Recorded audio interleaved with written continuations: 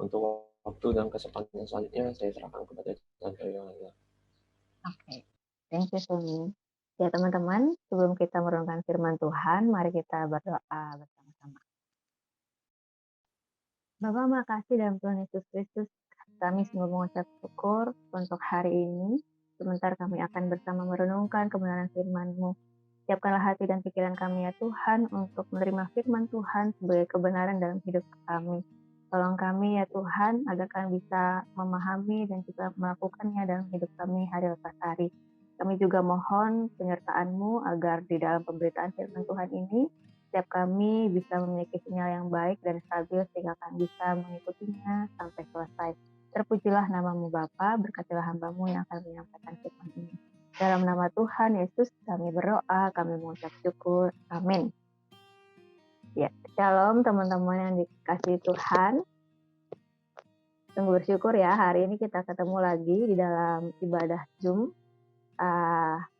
Hari ini tema kita adalah Dare to Surrender. Ya, teman-teman yang tidak berhalangan untuk buka kamera, boleh dibuka ya kameranya. Ya, teman-teman kalau lihat dari bahasa Inggris di dalam kata surrender atau berserah itu tersirat arti meletakkan seluruh beban seseorang kepada sesuatu atau kepada orang lain.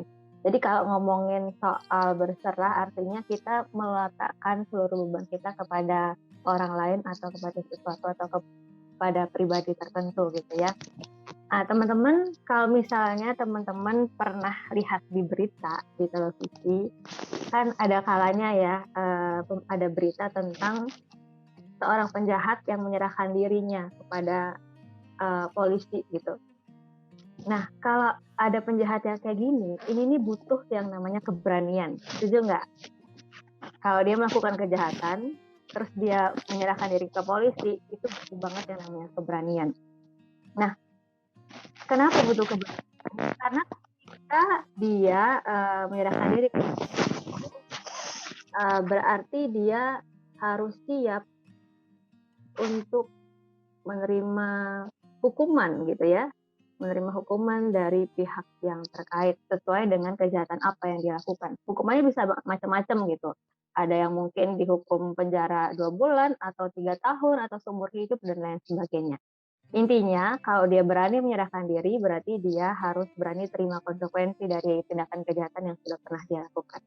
Nah, contoh mau tanya nih di sini, kalau misalnya ditanya begini, kalian jawabnya gimana nih? Siapa di sini yang suka dihukum? Adakah yang suka dihukum? Pak Jeffrey geleng-geleng ya. Mungkin yang lain juga sama gitu ya. Pasti ya Yujin bilang adalah contoh, iyalah. Pasti nggak ada yang suka dihukum ya. Karena kalau dihukum itu ya nggak enak dan nggak nyaman kayak gitu ya. Contoh juga nggak suka kalau misalnya dihukum. Nah teman-teman, hari ini kita akan bahas soal dare to surrender, tapi bukan soal berani menyerahkan diri ke polisi seperti penjahat yang tadi contoh ceritain ya, supaya dihukum, bukan itu. Dare to surrender yang akan kita bahas pada hari ini, ujungnya itu bukan supaya kita dihukum, tapi ujungnya adalah supaya kita ngalamin kehidupan yang penuh sukacita dan penuh dengan damai sejahtera. Sekarang kalau contoh tanya lagi, siapa di sini yang mau ngalamin hidup penuh sukacita dan damai sejahtera? Boleh kasih reaksi, ujung, jempol atau apapun itu. Oke. Ya, thank you buat reaksinya. Jadi semuanya pasti pingin banget lah ya ngalamin hidup yang penuh sukacita dan penuh damai sejahtera. Dan contoh juga mau ngalamin hal itu. Nah, teman-teman, surrender atau penyerahan diri yang gimana sih yang bisa bikin kita ngalamin hidup yang penuh sukacita, yang bisa bikin kita ngalamin hidup yang penuh damai sejahtera? Jawabannya, teman-teman, adalah ya penyerahan diri kepada Allah, kepada kasih Allah. Penyerahan diri pada kasih Allah itu maksudnya gimana sih? Ada nggak tokoh Alkitab yang udah ngelakuin itu? Jadi manusia lain yang udah ngelakuin itu selain kita gitu ya? Ada teman-teman. Yang pertama, jadi hari ini kita akan melihat dari beberapa tokoh Alkitab ya. Yang pertama kita akan melihat dari Maria. Kita buka dulu Alkitab kita di Lukas 1 ayat 38. Fun akan membacakan untuk kita. Lukas 1 ayat 38. Silakan Fun. Lukas 1 ayat 38, kata Maria, "Sesungguhnya aku ini adalah hamba Tuhan. Jadilah padaku menurut perkataanmu itu." Lalu malaikat itu meninggalkan dia. Oke, thank you Fun. Ya, jadi dari ayat yang barusan dibacain Fun, ada kalimat dari Maria sendiri, dia bilang gitu, gini ya. "Sesungguhnya aku ini hamba Tuhan, jadilah padaku menurut perkataanmu itu." Nah teman-teman, kalau kita ingat kisah ini, jadi waktu itu Maria itu masih remaja sama kayak kalian ya. Diperkirakan umurnya masih belasan tahun. Jadi Maria yang remaja ini dipilih Tuhan untuk mengandung dari Roh Kudus. Dia harus hamil dan kehamilannya bukan kehamilan biasa gitu ya. Nah, waktu Maria bilang ke Tuhan lewat malaikat ya waktu itu, dia bilang, "Jadilah menurut perkataanmu itu." Di sini kita bisa melihat bahwa Maria itu melakukan penyerahan diri kepada Tuhan, teman-teman. Penyerahan diri yang dilakukan Maria ini, ya dia mau berserah untuk ngikutin kehendak Tuhan, bukan untuk ngikutin kehendak dirinya sendiri. Kehendak Tuhan buat Maria apa waktu itu? Kehendak Tuhan buat Maria waktu itu adalah ya dia harus mengandung bayi Yesus. Hal yang nggak mudah, teman-teman. Kenapa nggak mudah? Ya karena waktu itu posisinya dia masih tunangan dengan Yusuf, ya belum menikah. Terus selain itu, ketika dia melahirkan pun dia harus melahirkan di tempat yang hina. Kalau teman-teman ingat waktu itu contoh pernah mengkhotbahkan ya, jadi tempat di mana Maria harus melahirkan itu disebut kata luma. Tempat biasanya orang nyimpen hewan mereka untuk alat transportasi. Nah, ada lagi kesusahan lainnya teman-teman. Setelah melahirkan bayi Yesus, dia juga harus pergi mengungsi ke Mesir. Karena waktu itu Raja Herodes ya mau bunuh bayi Yesus gitu. Jadi nggak tenang gitu hidupnya. Teman-teman, walaupun ngalamin kesulitan dan kesusahan, tetapi Maria tetap berserah sama Tuhan pada saat itu. Keputusan Maria untuk melakukan penyerahan diri pada kehendak Tuhan itu nggak bisa dimotivasi oleh apapun selain oleh kasih. Jadi karena dia mengasihi Tuhan, makanya dia mau menyerahkan diri kepada Tuhan gitu melalui tindakannya. Nah, teman-teman, dari sini kita bisa belajar bahwa karena Maria mengasihi Tuhan yang sudah terlebih dahulu mengasihi dia, makanya dia berani menyerahkan diri kepada Tuhan. Ini poin yang pertama.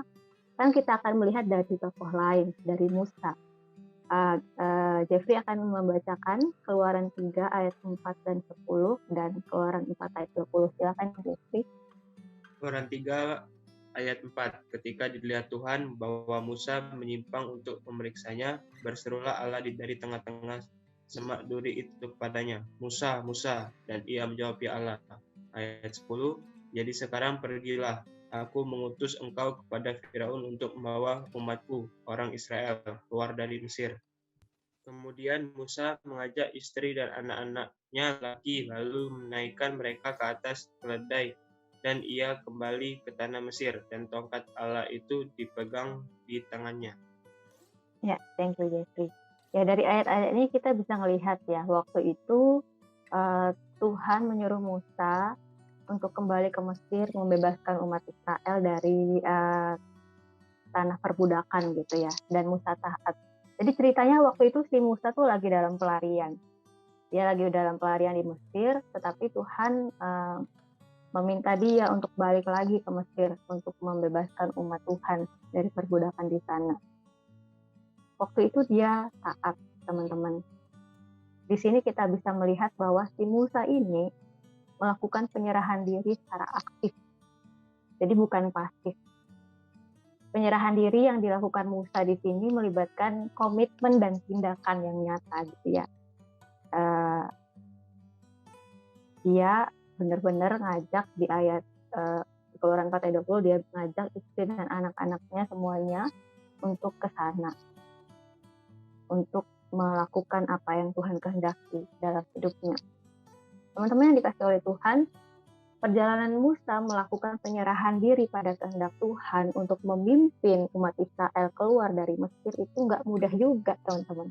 Ada tantangannya, ada kesulitannya, ada pergumulannya gitu ya.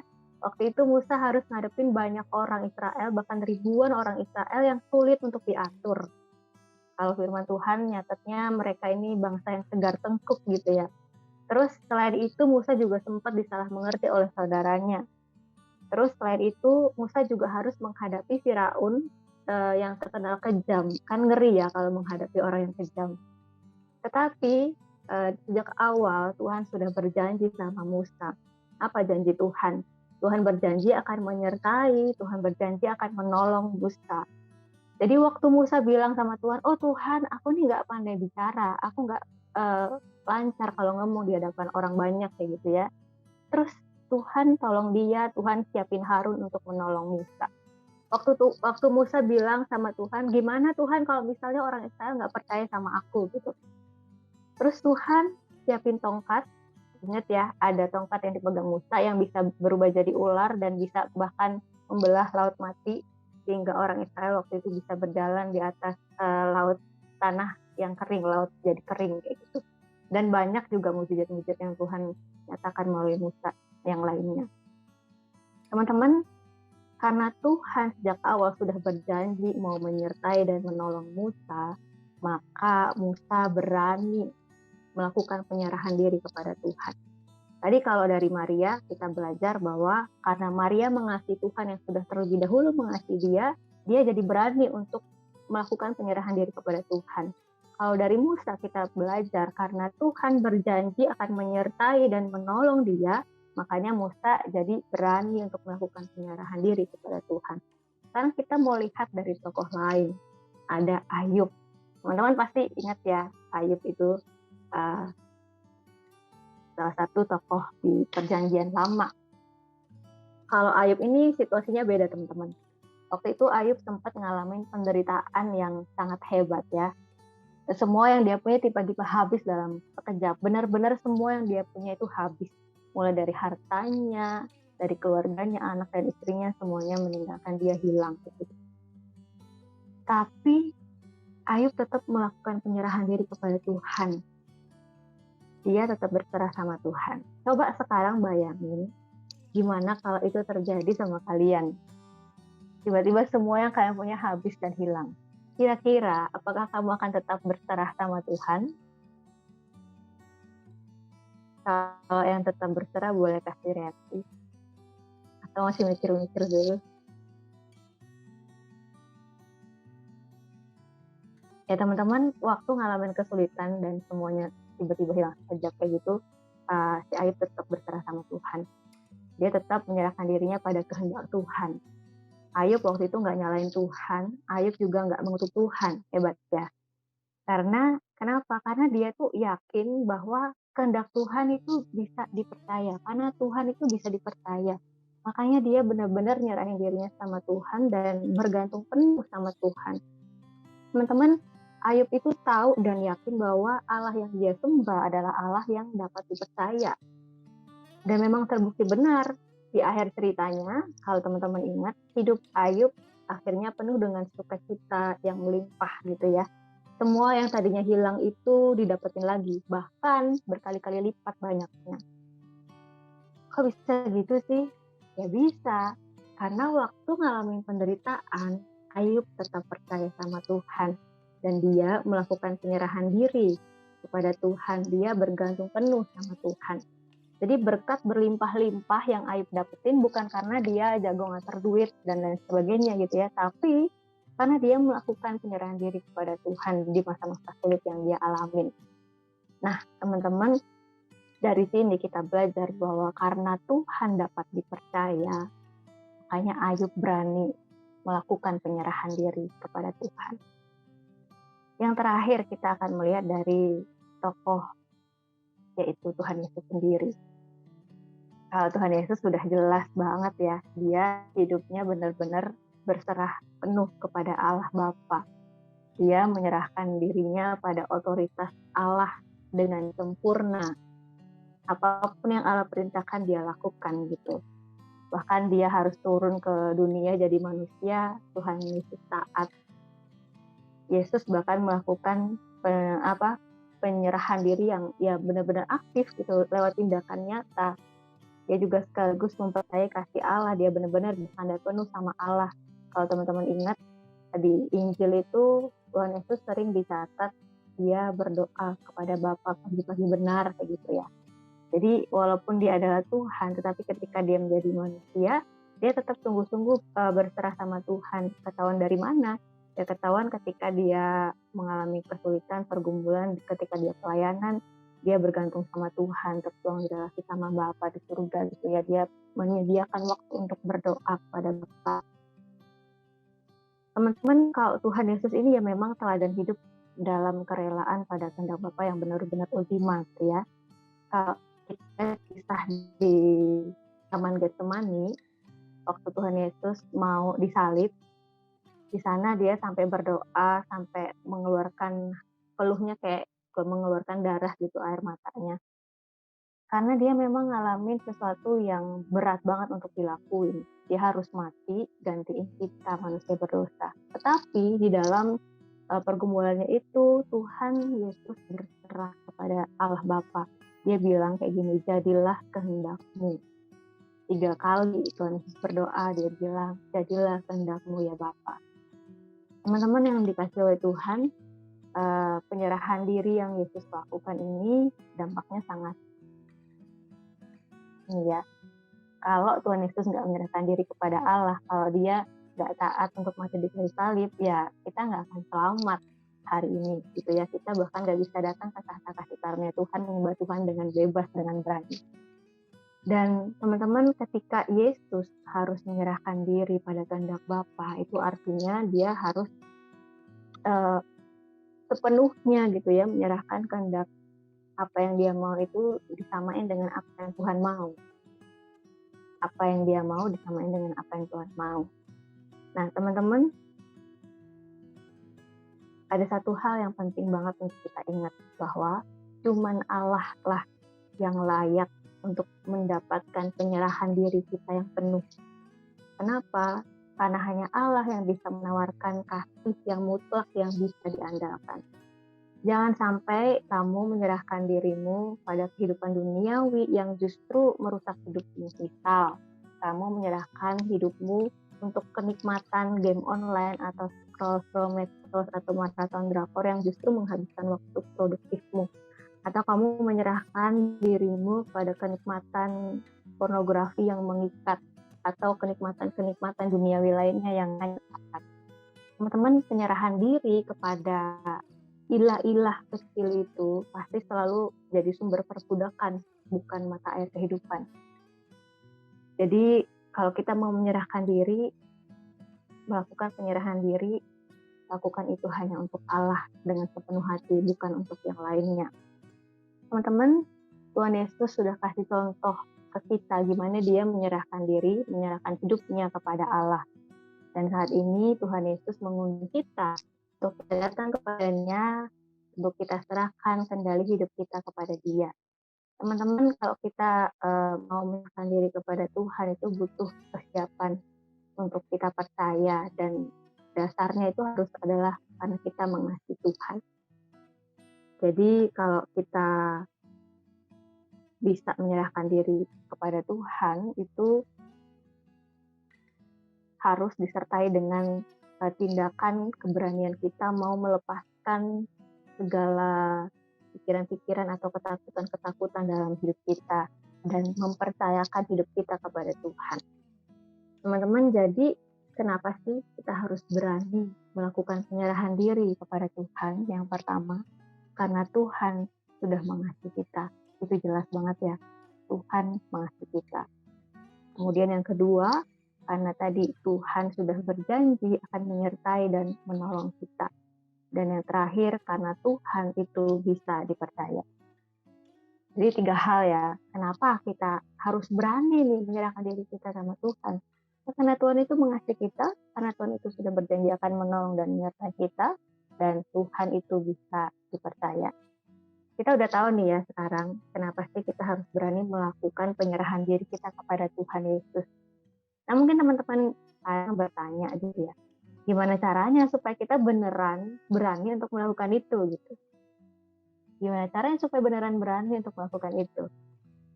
Jawabannya adalah kita harus percaya kepada Tuhan Yesus bahwa dia beneran bisa ngelakuin 3 hal tadi. Gimana supaya kita beneran percaya kepada Tuhan Yesus? Ya kita harus kenal sama dia. Gak mungkin kan kita percaya kepada sembarangan orang. Biasanya kan kalau kita percaya sama orang ya kepada orang yang kita kenal gitu ya. Kalau kita nggak kenal nggak mungkin kita bisa percaya. Gitu juga dengan Tuhan teman-teman. Kalau kita mau percaya sama Tuhan, kita harus kenal dulu siapa Tuhan yang kita percaya itu. Tapi pertanyaannya gimana supaya kita bisa percaya sama dia? Biasanya yang buat kalian bisa percaya sama orang, yang membuat kalian bisa kenal sama orang itu apa? Jeffrey, kalau misalnya contoh tanya ya, kamu tahu Jokowi nggak? Tahu. Tahu. Tapi kalau contoh tanya lagi, kamu kenal nggak sama Jokowi? Kenal dekat nggak? Tidak. Enggak. Jadi kenapa kamu nggak kenal sama Bapak Jokowi? Nah, Pak Jokowinya juga tidak kenal sama aku. Oke, Tidak tahu maksudnya. Oke. Siapa orang yang kamu kenal dengan baik saat ini? Teman sekolah ada sih. Ada. Oke, yang bikin kamu jadi kenal sama dia itu gara-gara apa sih? Masuk aja ngomongnya. Kalau Oke, itu satu hobi. Oke, satu hobi masuk ngomongnya. Berarti ngobrol ya, sering ngobrol ya sama temanmu itu ya. Iyalah pasti. Kenal ke orang itu ya kalau kita sering berelasi sama dia, gitu kan ya. Nah, gitu juga teman. Gimana supaya kita bisa kenal sama Tuhan? Ya kita harus bangun relasi yang intim sama Tuhan. Banyak banget ngobrol sama Tuhan. Gimana caranya ngobrol sama Tuhan? Kan Tuhan nggak bisa ditelepon atau di video call gitu ya. Ya caranya adalah dengan kita baca firman Tuhan. Firman Tuhan itu adalah perkataan-perkataan Tuhan gitu ya. Cara lain ya kita bisa berdoa kepada Tuhan, bangun saat teduh setiap hari. Itu. Jadi teman-teman pada akhirnya kalau bicara soal berani melakukan penyerahan diri kepada Tuhan, itu bicara soal seberapa kenal sih kamu sama Tuhan. Jadi benar-benar penuhnya menyerahkan diri kepada Tuhan. Pertama, tadi kita harus percaya sama Tuhan. Gimana caranya percaya sama Tuhan? Ya harus kenal sama Tuhan. Gimana cara kenal Tuhan? Ya bangun relasi sama Tuhan. Banyak-banyakin ngobrol sama Tuhan lewat firman Tuhan. Nah, teman-teman, kalau kita udah berani melakukan penyerahan diri sepenuhnya kepada Tuhan, hidup kita pasti penuh dengan sukacita dan damai sejahtera. Amin. Mari kita berdoa. Bapa yang baik, kami bersyukur untuk firman Tuhan hari ini. Tolong kami ya Tuhan untuk kami bisa berani menyerahkan diri kami sepenuhnya hanya kepadamu. Karena kami tahu bahwa Engkau adalah Allah yang sangat mengasihi kami. Engkau adalah Allah yang selalu bersedia untuk menyertai dan menolong kami. Dan Engkau adalah Allah yang dapat dipercaya. Ya Tuhan, kami sungguh rindu menjalani hari-hari kami ke depan. Karena ketika kami berserah penuh kepada Tuhan, hidup kami akan mengalami sukacita dan setiap firman Tuhan yang sudah kami dengar tertanam di dalam hati kami ingat dengan baik dan kami lakukan dalam hidup kami hari lepas hari. Pujilah namamu Bapa, di dalam nama Tuhan Yesus kami berdoa dan kami mengucap syukur. Amin. Saya serahkan kepada Seni. Baik, teman saat ini kita masuk dalam sesi Q&A.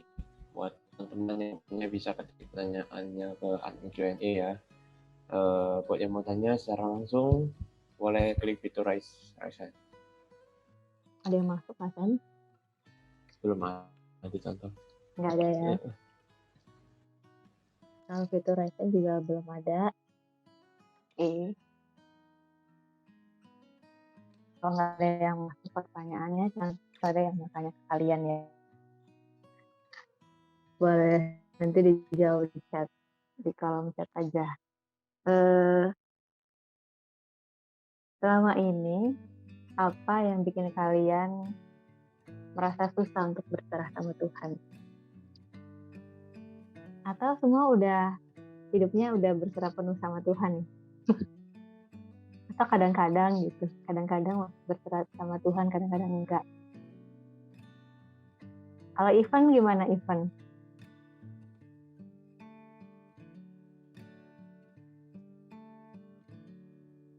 Halo, Ivan?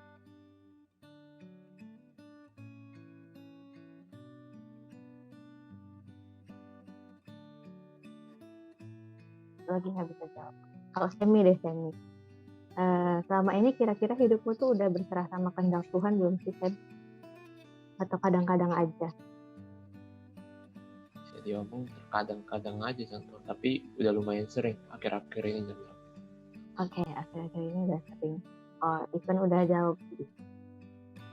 Nah, kalau kadang-kadang kan berarti kayak ada momen ketika nggak beneran berserah sama Tuhan gitu ya. Kendalanya apa? Mungkin masih contoh masih mengandalkan diri sendiri gitu. Mungkin ya masih bisa lah, kalau aku kerjain ini mungkin aku bisa gitu.